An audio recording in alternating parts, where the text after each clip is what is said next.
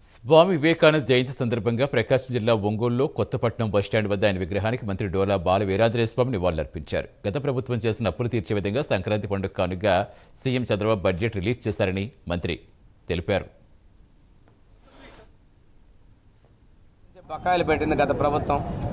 సుమారు 2,800 కోట్ల పైన ఫీజు బకాయిలు పెట్టడం జరిగింది. ఇటువంటి పరిస్థితుల్లో పండగ కానుక పాత బకాయిలన్నిటినీ నిన్న మన ప్రభుత్వం విడుదల చేయడం జరిగింది. ఇందులో ఫీజు రియంబర్స్మెంట్ కూడా మనం విడుదల చేశాం.